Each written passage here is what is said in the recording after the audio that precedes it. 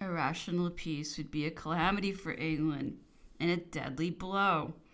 But how can she be compelled to accept such a peace so long as the European cabinets are swayed by cupidity or ambitious views? England holds the sinews of corruption in her power. These will for a long time prove her bulwark. At a period of the Peace of Luneville, the agents of England who, with a tariff of duties in their hands, sought to raise enemies against France in every direction, were astonished at finding the continued continental nations tired of a war which was only productive of disastrous consequences to them. They held out the promise of more abundant subsidies than the preceding ones, but the offers proved ineffectual. The continent was exhausted. It became necessary to renounce the hope of perpetuating the war and to assent to a peace which could no longer be averted. This measure, besides, was no more than a truce intended to render the First Consul's situation more complicated. The British government had formed an erroneous idea of the internal state of France from the reports made to them by a crowd of spies they kept up amongst us. They had been led to believe that peace would bring about what a war had proved inadequate to accomplish. They had laid down to themselves the principle that the First Consul's power could never acquire consistency, that it had not a moral character and merely rested on the strength of his bayonets. By subscribing to a peace, they would place their adversary under the necessity of disarming him from his inability to pay such an extensive war establishment and of proportionately weakening his resources. Private ambition would thus be revived, a civil war rekindled, and the consular power standing between the ruins of the revolution and the resisting force prepared to oppose that power could never recover from its financial difficulties. It would be compelled to weigh the people down with taxes and thereby create discontent, or to press heavily upon foreign countries and resort to a spoliating system, which would again draw it into a war. Another consideration suggests itself. The French nation had grown indifferent to all contests that related solely to the possession of power. It had become quite impossible to bring about any internal commotion. Everything held out a hope of the downfall of the consular authority. The only difficulty was how to direct the attack with a prospect of success. What period could be more favorable than the moment when he had disbanded his army?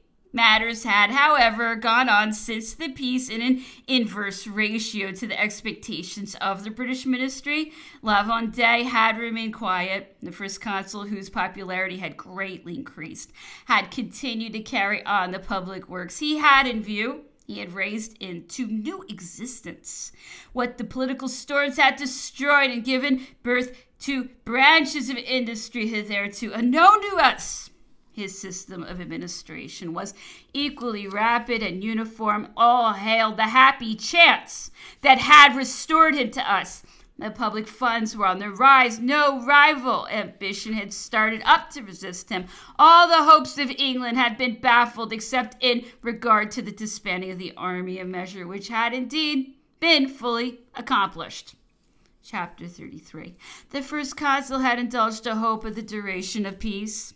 He believed in it the more as the rumor had been industriously spread that of all countries, France was the only one calculated to excite apprehension.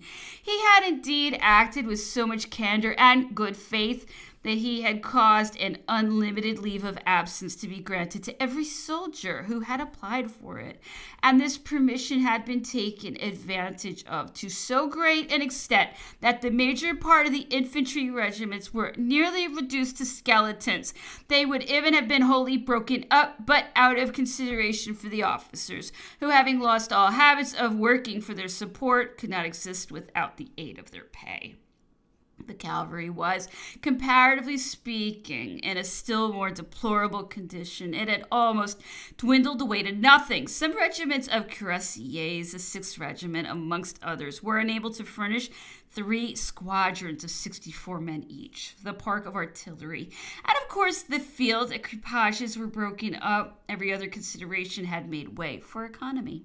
The materiel of the artillery was also in a very bad condition. General Marmont, who had been appointed chief inspector of that branch of service, had recently introduced new plans which would have required the recasting of all field pieces and a complete remodeling of the caissons and gun carriages. Everything had been taken to the large foundries where they had already begun to break up the cannon for the purpose of throwing them into the furnaces. None of the elements requisite for the composition of an army were either ready or in a state of forwardness. I therefore ask whether such a condition was calculated to excite the apprehensions of our neighbors, or rather, if it did not tend to revive the hopes of our enemies and make them take up those arms which they had reluctantly laid aside. Is it not clear that they had long combined to attack France when off her guard and give stability to the old aristocratic government threatened by the consolidation of the new social order established amongst us, as well as by the power which it had the effect of concentrating in the hands of one man? The interruption of the peace of Amiens was not to be ascribed to any other cause, and the First Consul was for a long time displeased with the Minister of Foreign Affairs for having lulled him into a mistaken security, or at least for not having seen through the plots that were preparing in every direction around him. At no time how he stood in greater need of correct information.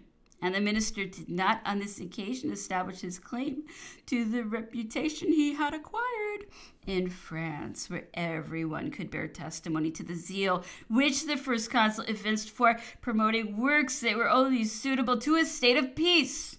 The imputations of foreigners who charged him with entertaining views of aggression were indignantly repelled. It was too manifest indeed to all the whole activity of his genius was exclusively devoted to objects connected with the internal administration, with manufactures, and with the advancement of the national industry, but all such exclusive cares bestowed in a manner that justified him in the eyes of the nation had well nigh compromised its welfare, as he only sought repose and the promoting of internal improvements. He had signed without reading it the decree presented to him by the War Minister, General Berthier, just as it had been unsuspectingly received by the latter from General Marmont, in whose well-known zeal and talents he had confided, so that the breaking up of the whole field of artillery was going on without the First Consul's knowledge. When the cry of war suddenly sounded in his ears, he was greatly vexed, as he could not fail to be at so untoward a circumstance. He sent for the Minister of War and for Marmont with a hastiness of manner which I never saw him display on any other occasion. On their appearance shortly afterwards, I announced their arrival, but neither would venture to go in first. He was obliged to call them both into his presence. "Really," he said, "if you were not my friends, I should suspect that you were betraying me. Send immediately to the arsenals and foundries. Let your fatal projects be suspended and get as much artillery in readiness as you can immediately collect." He had reason to complain of the 2 oldest participators in his glory, but their evident embarrassment completely disarmed him. The navy was not in a more promising condition. All the sailors had been sent to take possession of the colonies restored to us, where a great part of our ships of war were still in commission. The Marine Department had just dispatched the flotilla intended to occupy the small factory in the East Indies, into which we had been reinstated. Thus, by a strange fatality, it had sent out ships at the moment when it became dangerous to put to sea, under whatever aspect our military position might be considered at this period. It afforded no pretext for an aggression. The prevailing opinion, therefore, was that England had again taken up arms because she felt as much alarmed at the progress of our internal industry as enraged at our political principles.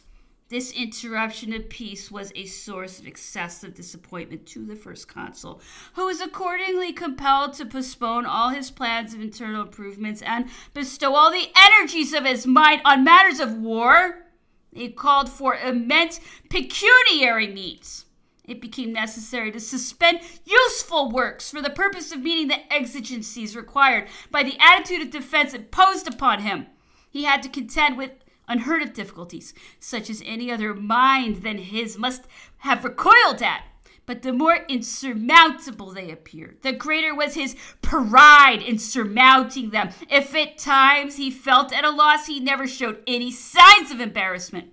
Antwerp was still in the same condition in which it had been restored to him. The works were not yet begun, which it was in contemplation to erect with the view of making it a warlike arsenal. No naval construction was yet commenced. The requisite materials had not even been procured. It was the admirable practice of the first consul at this time to make France acquainted with her real position. The accounts of his administration, which he transmitted to the legislative body, had given general satisfaction and been hailed as a favorable omen for the future. He repeated a course that had already proved so successful to him. He laid before the constituted bodies the several communications which had taken place previously to the rupture. And as they proved beyond a doubt that he could not avoid a war more unjust on the part of his enemies than any other of which history affords an example, the nation warmly took up his cause, pressed round her chief, and cheerfully bestowed all the means he required for coming victorious out of a contest in which he was not the aggressor. The larger towns voted the sums requisite for obtaining ships of war, which were built and armed and named after the places which had respectively provided the means applicable to each. This was the period at which the system for recruiting, better known by the name of conscription, was adopted. The first consul had caused the plan to be discussed in the council of state a short time before, but as we were at peace, he had not established it into law. Circumstances were now altered, and the exigencies were of the most pressing nature. The decree was issued, and the army soon numbered in its rank a multitude of hardy young men accustomed to the labors of the field and capable of enduring the hardships of a soldier's life. The provocations to war had imposed the necessity of resorting to this measure. The conscription, besides, has not had the effect of diminishing the population. It has given the nation a right sense of its own dignity. The orders of knighthood and the promotions and appointments distributed amongst the soldiery tended to give the nation a new character. Great, however, as may have been to the nation itself the advantage resulting from that system, I must acknowledge that it has sometimes been found necessary to abuse it, and that if it had been acted upon with less severity, France would have escaped an invasion. The cavalry and artillery were remounted. Everything was put upon a war footing. The soldiers were drilled. The superior officers submitted plans of operation to the government. The first consul was constantly receiving projects of attack against England. He gave his attention to all, but adopted none, conceiving them to be premature. When everything was prepared, he determined to strike the first blow. He put in motion a part of the troops that were stationed upon the lower Rhine and sent them forward towards Hanover, one of the possessions of the King of England. The management of this expedition was confided to General Mortier, who was then in command of the 1st Military Division, Paris.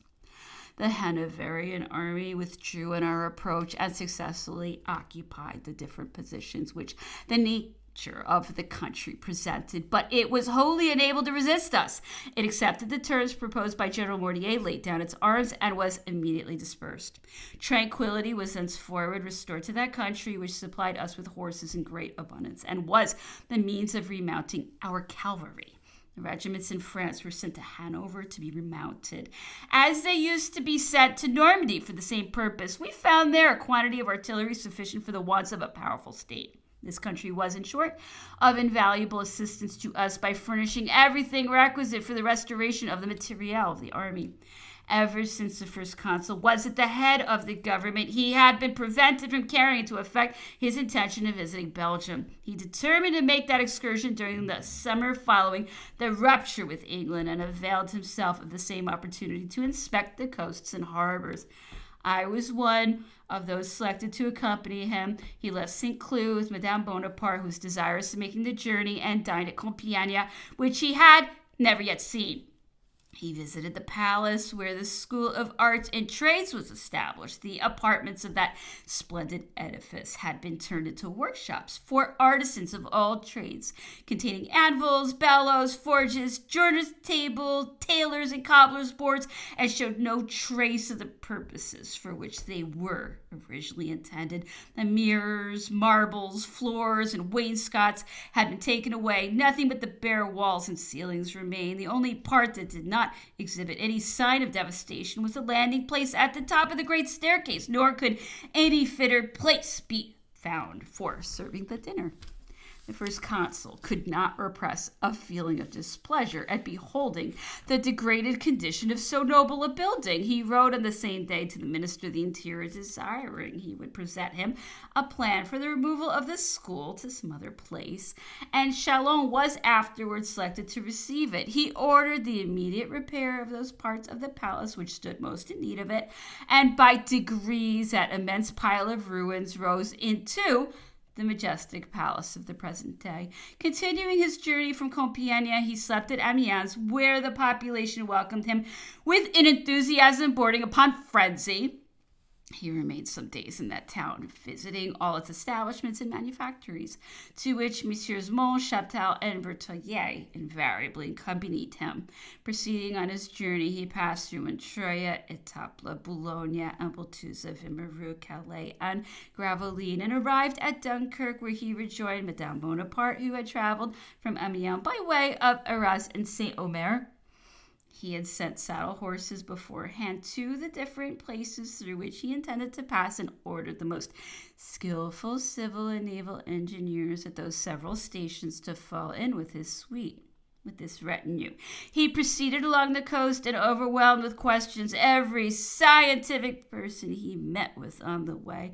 He had soon made up his mind upon the principal part of the plans they had submitted to his inspection, and directed them to follow him to Dunkirk, where he discussed the several points and came to a resolution respecting them. From Dunkirk he went to Lille, from Lille to Bruges, and thence to Ostend, to which place the engineers had gone to await his arrival. From Ostend he repaired to Blankenberg, returned thence to Bruges, and proceeded to Ghent on his way to Antwerp.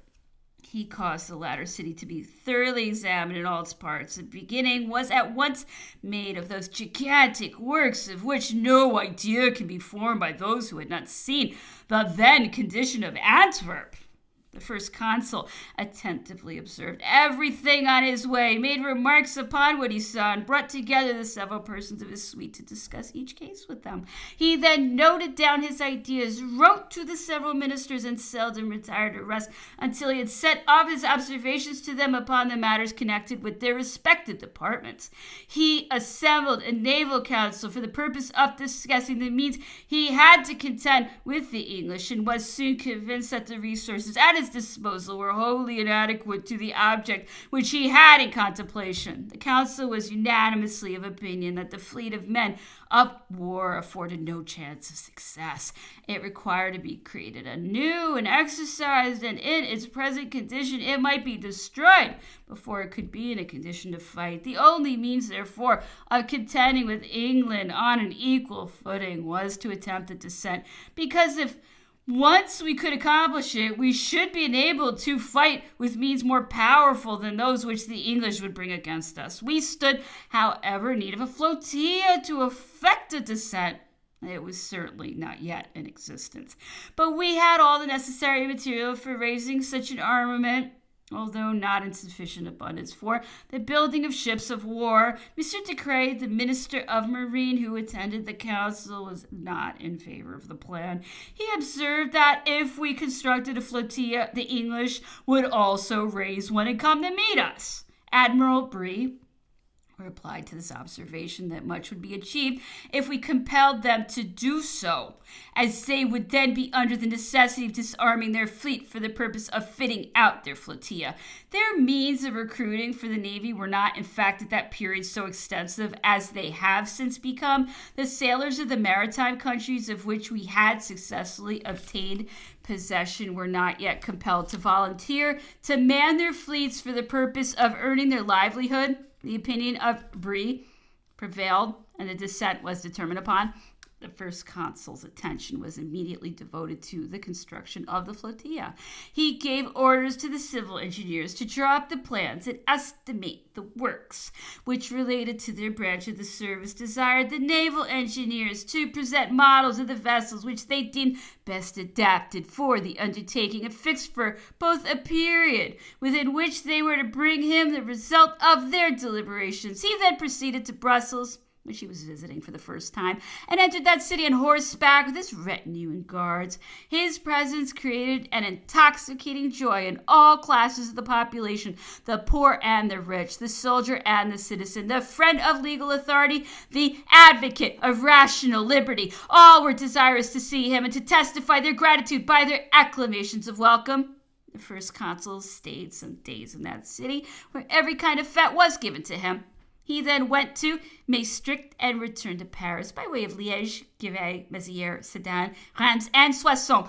During the whole of this journey, he did not pass through a single town that was famed for any particular branch of industry without visiting its workshops and manufactories. Mr. Cheptel did not allow a single one to escape him. He seemed, besides, to take a pleasure in this occupation, and expressed the deepest regret at being compelled to withdraw his attention from that source of national prosperity to objects of a very different nature. Having shortly after his return received the plans and estimates which he had demanded of the engineer departments, he caused them to be discussed, and he definitely decided upon ordering the construction of an immense quantity of gunboats, flat-bottom boats, and other small craft. Each considerable city had voted money for the building of a man-of-war.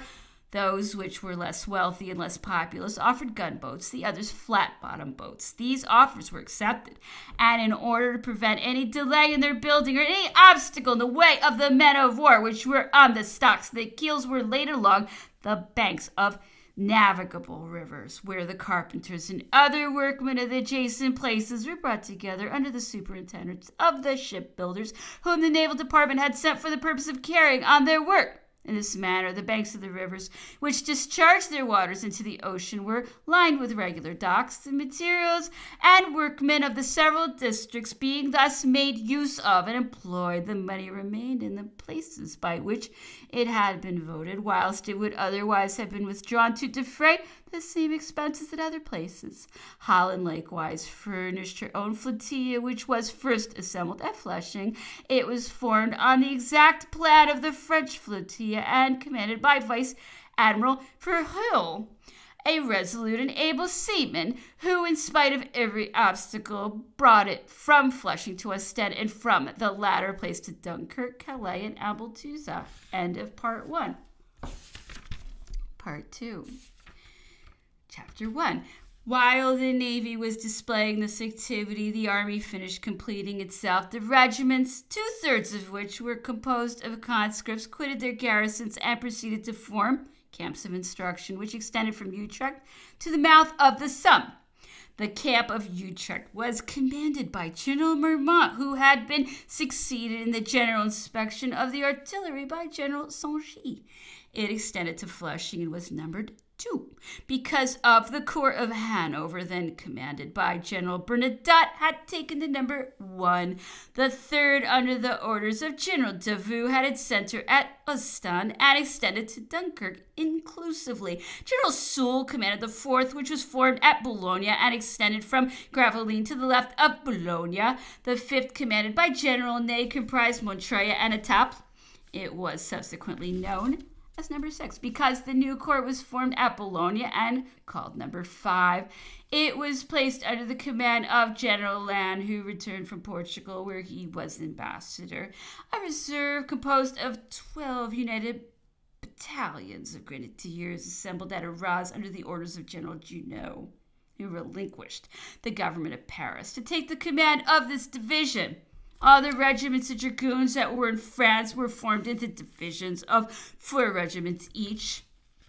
They were cantoned from the mouth of the Scheldt to the banks of the Oise and the Aisne. The chasseurs and the hussars were collected at Saint-Omer and Ardres. The troops thus distributed were employed and disciplined in the manner of the Romans.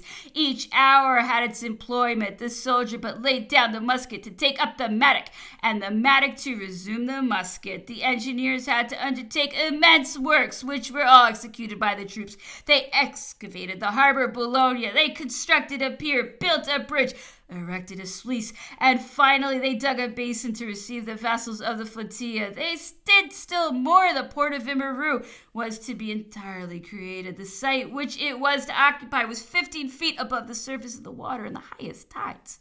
They fell to work, and in less than a year they had excavated and lined with masonry a basin capable of containing 200 vessels of the flotilla. It had a sluice for the purpose of cleansing it at its piers and channel for outlet. At Ambleteuse, it was necessary to begin afresh the works which had been commenced during the reign of Louis XVI.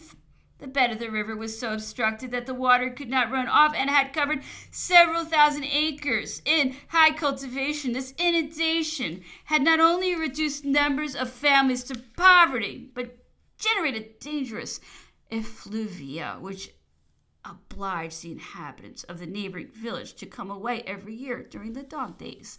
In the first place, the fall which the water had lost was restored. The works previously commenced were resumed and completed, and a sluice was constructed. The river, returning within its bed, gave back to agriculture the land which it had overflowed, and to the adjacent country the salubrity which it had banished from it. This done, they set out about the harbor of Ambleteuse. They excavated it, constructed its pier, and deepened its channel. Everything was speedily completed. The soldiers who executed these various works labored at them with assiduity. They were paid. Work put money into their pockets. They relinquished it only when compelled by the tide, and then resumed their arms and went to exercise. It was the same at Boulogne. The troops went from work to exercise, from exercise to work. The mattock and the musket were never out of their hands. Hence all the naval establishments were of a great port sprung up, as it were by magic. Magazines were formed, ammunition was collected, stores of all sorts were brought together. Never did the head of man embrace so vast a conception, and above all, never did it cause the different parts to move simultaneously with such activity, such unity, and such precision. Ports were dug, ships built, cannon founded, cordage and sails made, biscuit baked, and the army trained at the same time. The superintendents of these different operations seemed to surpass human powers, and yet the first consul found time to attend to the affairs of France and Italy. Besides, the activity which he displayed cannot be conceived by those who were not witnesses of it. He hired near Boulogne the small mansion called Pont de Brique, which is on the road to Paris. He arrived there in general at the moment when the corps least expected him, immediately mounted his horse, rode to the camps, and was back again at St. Cloud when he was supposed to be still in the midst of the troops. I made several of these trips in his carriages. He usually set off in the evening, breakfasted in the post house at Chantilly, supped at Abbeville, and reached Pont de Brique very early the next morning. He was presently afterwards on horseback, and most commonly did not alight again until dark. He returned not till he had seen every soldier and every workshop. He went down to the basins and ascertained with his own eyes to what depth the men had dug since his last visit. He usually brought back to dine with him at 7 or 8 in the evening Admiral Brie, General Soult, Scanzan, superintendent of the works in the engineer department, General Fautrier, who commanded the materiel of the artillery, and the commissary charged with the supply of provisions, so that before he retired to bed, he was better acquainted with the state of his affairs than if he had read whole volumes of reports. Works were carried on with no less activity in the interior than on the coast. Boats were built and being consigned to the currents of the rivers. They thronged to Bayonne, Bordeaux, Rochefort, Nantes, and the ports of Bretagne. They were equipped, armed, and even manned by the detachments with which they gained the mouths of the rivers that run between Honfleur and Flushing. When they had arrived there, they were rendered fit to put to sea, formed into small squadrons, and sent forth successfully from their retreats as soon as it was judged that they could leave them with safety. For this purpose, such breezes were chosen as allowed them to keep close along shore. For their better security, the light artillery of the army was placed on the capes or promontories, at the base of which there was sufficient depth of water to permit the English cruisers to intercept them. This was by no means an unnecessary precaution on various parts of the coast of Bretagne. Good luck and skill carried this great enterprise to a high pitch. Our squadrons reached their destination without sustaining any other losses than those occasioned by the ordinary accidents of navigation. Everything had succeeded to the wishes of the first consul. All then vied with one another in zeal and devotedness. The army began to be expert in military exercises and enjoyed excellent health. It was divided into 12 corps, including the troops which were on the coast and those which had been stationed on other points of the frontiers. It was the first time that trial was made of this organization. The first consul had adopted it because he was fond of celerity and because the military advantages with which it was attended, it possessed that of simplifying the accounts. In consequence, he ordered the then Minister of the Treasury, Monsieur de Marbois, to organize a treasury office for each corps. The minister submitted to him his ideas, but the first consul would have been obliged to transact business with the paymaster of each corps d'armée, and he rejected the plan. He directed Monsieur Petier, Intendant General of the Army, to inform Monsieur Marbois that he would have to do with but a single individual to whom all the paymasters should be subordinate. He therefore required the minister to give for his service the most capable of the persons in the Department of the Treasury. Monsieur Petier proposed Monsieur de la Bouillerie, who had been paymaster general of the Army of the Rhine under General Moreau, whose intimate friend he was. The first consul was unacquainted with him, but he recollected that an officer of that name had formerly been at the head of the finances in Corsica, where he had left behind him an excellent character. On the strength of this recollection, he accepted him and desired the Intendant General to communicate to the minister the choice which he had made.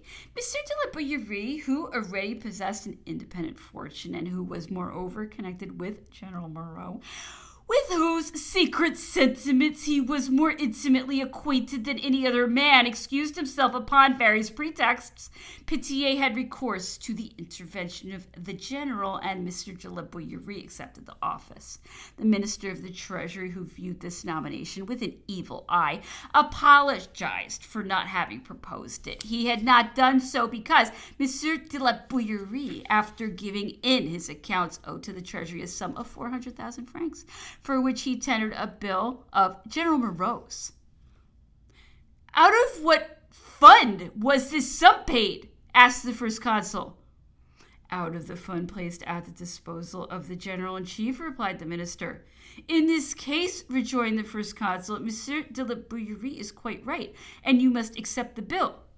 Parbleu, added he, you might as well require me to account, too, for all the sums which I ordered to be given when, with the army of Italy, to the officers with whom I was pleased. That is neither just nor reasonable.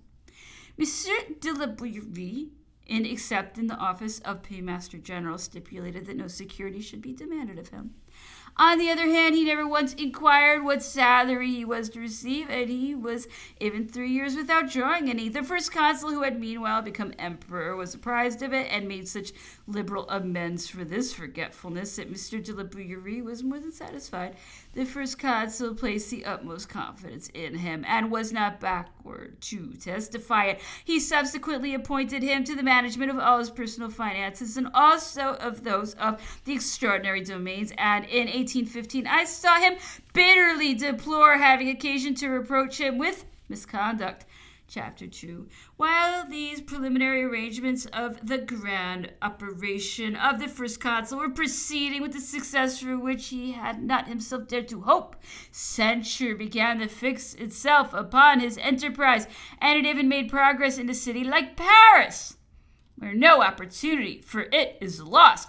Accordingly, the projected invasion of England was there generally considered as a scheme that could not be carried into effect. It was regarded as wild and extravagant on a comparison of the gunboats which were on the stocks from the Gros Caillou to the Corps Legislatif with men of war. People vied with each other in a condemnation of the measure and even talked a great deal of nonsense, as they almost always do when they pretend to pass judgment on what they know nothing about. It was much easier to find fault with the first consul than to comprehend him. When, however, they saw that in spite of all imaginable difficulties, he persisted in the execution of his design, and that the union of all the different flotillas from Bayonne to Flushing had been effected, notwithstanding all that could be done by the English cruisers to prevent it, they began to reflect and to admit very generally that the final success depended solely on a turn of fortune,